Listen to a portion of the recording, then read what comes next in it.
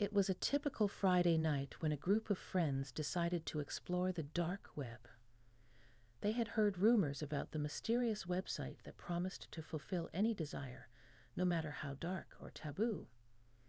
With a mix of curiosity and apprehension, they navigated through the maze of hidden URLs and encrypted messages until they stumbled upon the site. At first glance, it seemed like any other online marketplace, with a wide range of items and services for sale. But as they dug deeper, they realized that this was no ordinary site. The offerings ranged from illegal drugs and weapons to human trafficking, and even murder for hire. Despite their initial shock and horror, the friends couldn't resist the temptation to browse through the listings.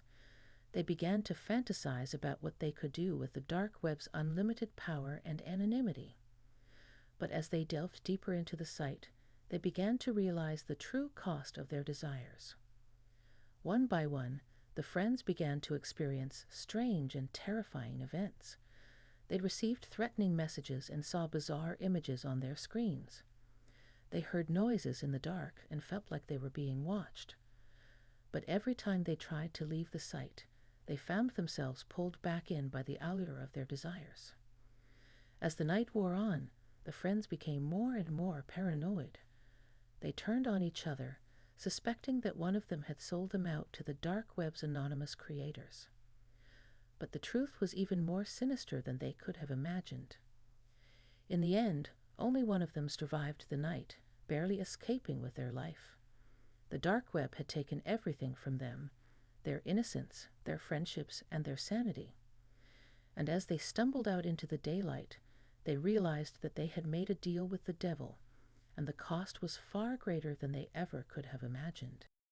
The traveler had heard stories of the mysterious village in the mountains, and was intrigued by the rumors of its curse.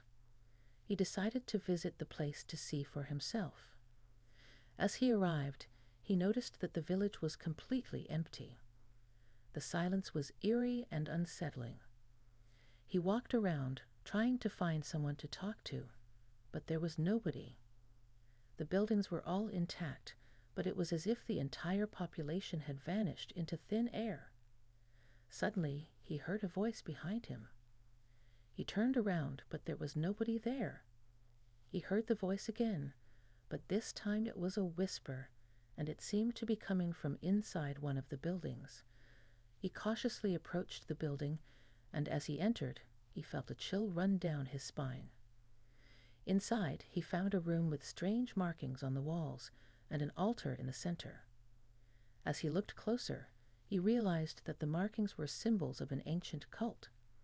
He heard footsteps outside and quickly hid behind the altar. A group of people entered the room, chanting in a language he didn't understand. They were wearing robes and carrying torches, and they seemed to be performing a ritual.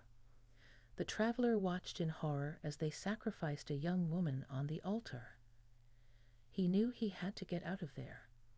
He waited until the cultists had left, and then made a run for it. As he ran through the village, he realized that he was being chased by something unseen. He could feel its breath on his neck, and he knew that he had to get out of the village before it was too late. He finally made it to the edge of the village, and as he looked back, he saw a figure emerge from one of the buildings. It was a ghostly figure, and it seemed to be the source of the curse. The traveler knew that he had to warn others about the cursed village, and he left, determined to spread the word and prevent others from falling victim to the vanishing village.